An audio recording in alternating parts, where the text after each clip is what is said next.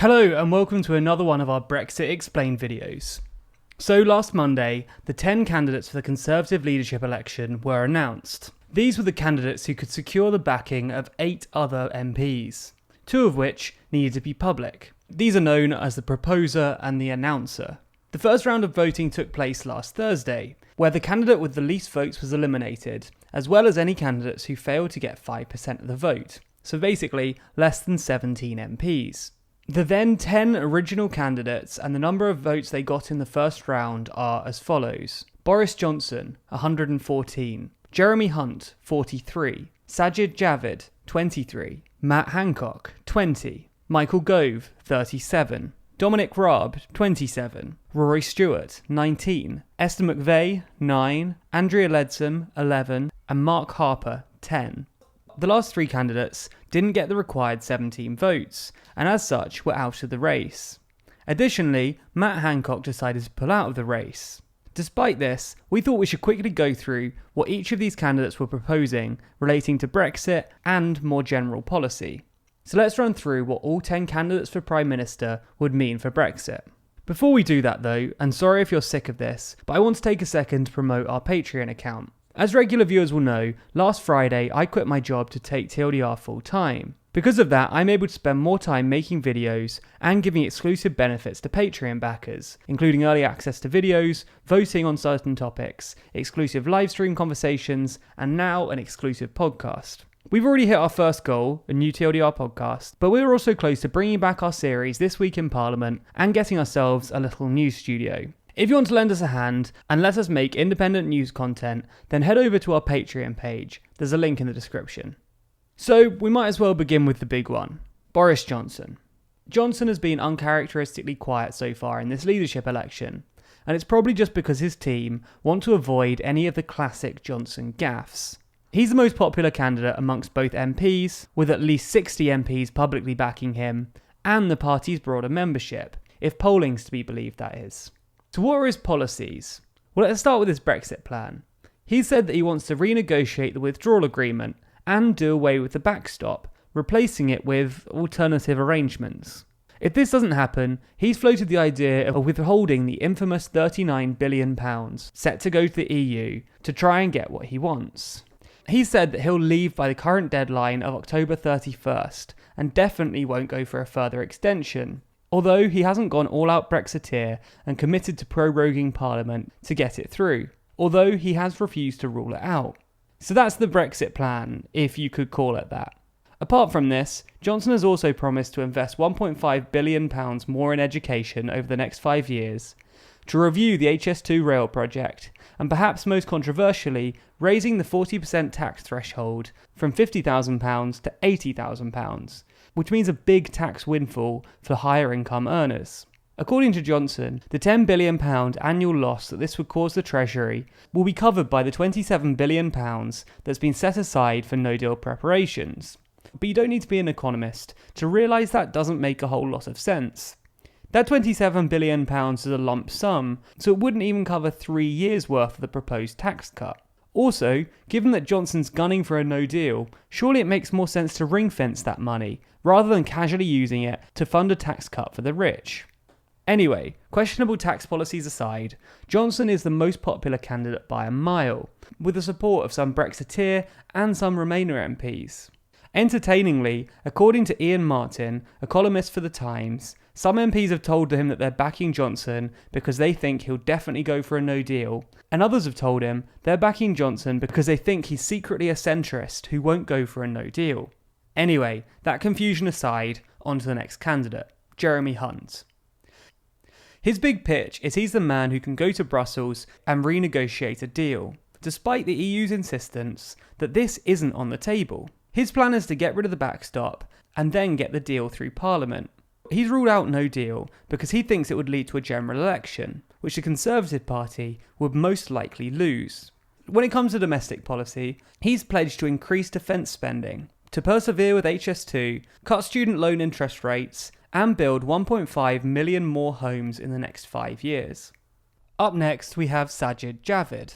Having been the bookies' favourite a few months ago, Javid's prospects have faltered recently, and he's had a relatively quiet campaign.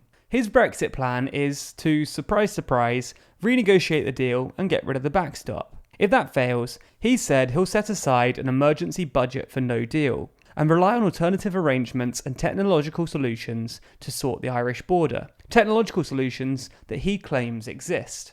He's even suggested that he could get the Irish to agree to the plans by offering to pay for all of the technology required. It's worth looking at Javid's own alternative arrangements proposal that was leaked to the Telegraph a few months ago. And if you're interested, our video on the Irish border covers those exact alternative arrangements. According to Javid, technological solutions won't be ready until 2030 at the earliest, so it's hard to see how they'd scrape it together in the immediate aftermath of a no deal.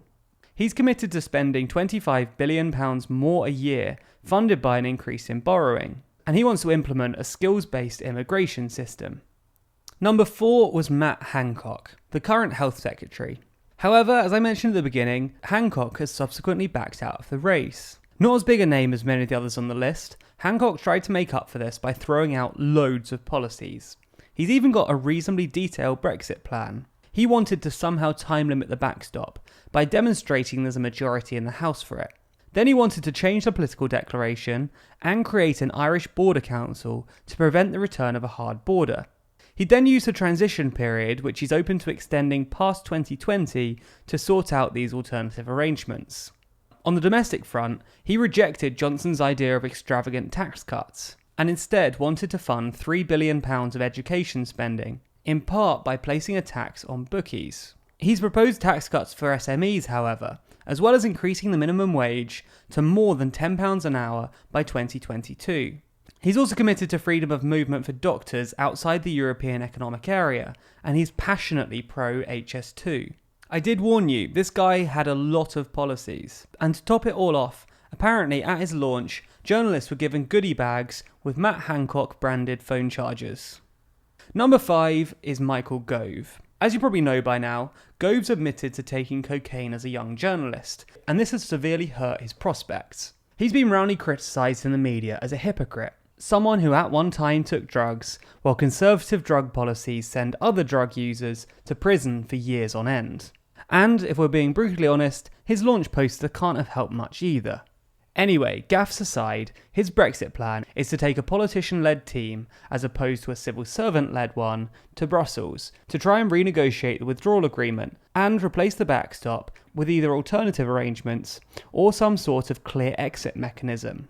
His preferred Brexit outcome would be a Canada-style free trade agreement, and he's committed to the so-called Stormont Lock, which prevents Northern Ireland from diverging from the UK in any way.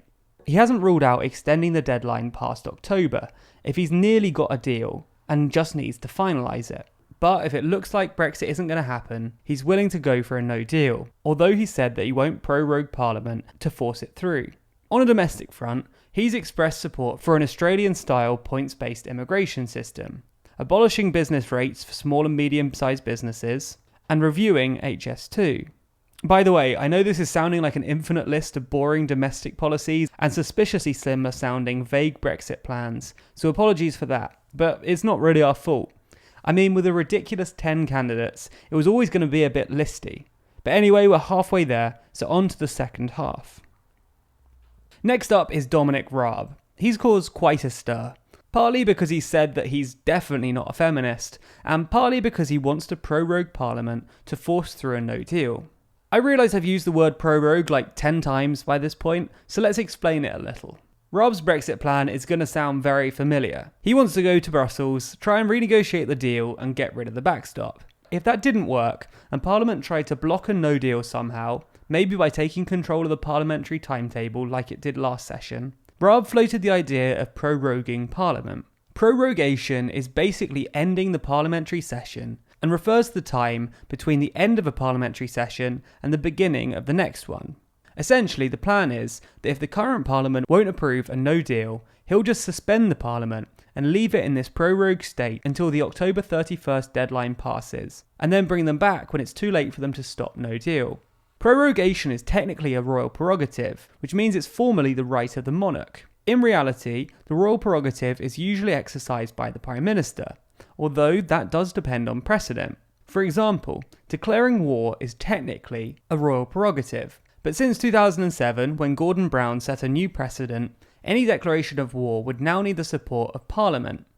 Part of the problem here is that because prorogation hasn't really been used as a political football in the past, there's no precedent around who's allowed to use it and what they're allowed to do. So it's not clear what the monarch should do here. If Raab goes to the Queen and asks her to prorogue Parliament until after October 31st, he's essentially putting her in the middle of a constitutional crisis. She'd have to choose between Parliament, who doesn't want a no deal, and the Prime Minister, who does. This is, let's be completely honest, absolutely insane. In the 21st century, UK politics has been pushed so far that we're resorting back to good old-fashioned monarchism. You don't have to be pro or anti no deal to agree that when the political fate of the country rests on the Queen's discretion, something has gone wrong.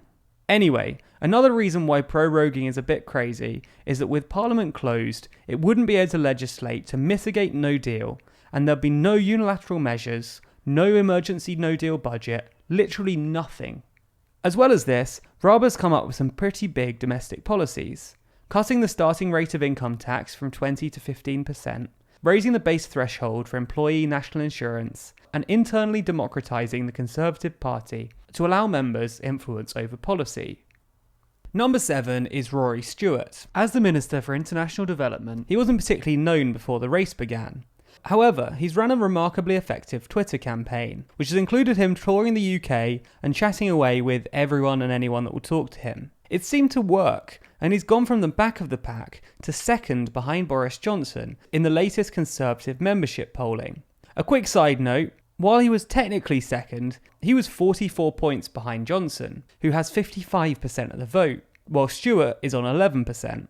In case you don't know much about him, he's also got a pretty wild backstory. He's been a tutor for the royal family, a professor at Harvard, a governor in Iraq, and apparently Brad Pitt has already bought the movie rights to his life. Anyway, his Brexit plan is actually quite different from the others, as he thinks that no deal is a terrible idea, and accepts that the EU aren't going to renegotiate the current deal. Instead, he wants to extend the deadline, and maybe use a citizens' assembly to try and come up with a solution to the Brexit impasse. He's called upon other candidates to rule out the idea of proroguing Parliament, describing the position as profoundly offensive to our liberty, constitution and tradition. He's also come up with some pretty interesting domestic policies, including a national citizens service for all under 16-year-olds, where they'd spend 2 weeks learning practical skills, and then a further 2 weeks working on a community project. He's also committed to creating a new department for the Union. The Union there referring to the Union of the United Kingdom, which you might have noticed, and as we've mentioned in some of our recent videos, is being put under a bit of strain by Brexit. He also thinks that the tax cuts proposed by other candidates like Johnson and Raab can't be afforded, and his priority instead seems to be social care. Number 8 was Esther McVey, who failed to reach the threshold at the first vote. Like Raab, her Brexit plan is to prorogue Parliament, but on top of that she's committed to keeping the £39 billion it's said the UK owes the EU, as well as having a Brexiteer-only cabinet, cutting foreign aid spending, and cancelling the HS2 rail project. Number 9 was Andrea Leadsom, who's also now been knocked out of the process. Despite being pro-no deal, Leadsom actually ruled out proroguing Parliament in pretty strong terms. Like basically every other candidate, she said that she'd try and renegotiate the deal and get alternative arrangements on the backstop. Domestically, she's committed to a skills-based immigration system, as well as tax cuts, although she's admitted that any such cuts might be hard to get through Parliament. Finally, number 10, Mark Harper. Probably the least well-known candidate, Harper used to be the chief whip. Like everyone else, he wanted to renegotiate the deal, and like basically everyone else, was prepared to go for a no deal if a deal couldn't be agreed with the EU Parliament. However, he was also knocked out of the process at the last round of voting. Anyway, those are the candidates, and the next round of voting is later today, Tuesday 18th of June. So we'll be back with an update as soon as we have one. To make sure you don't miss anything, be sure to subscribe to us on YouTube. You can also find us across our other social networks simply by searching for TLDR News.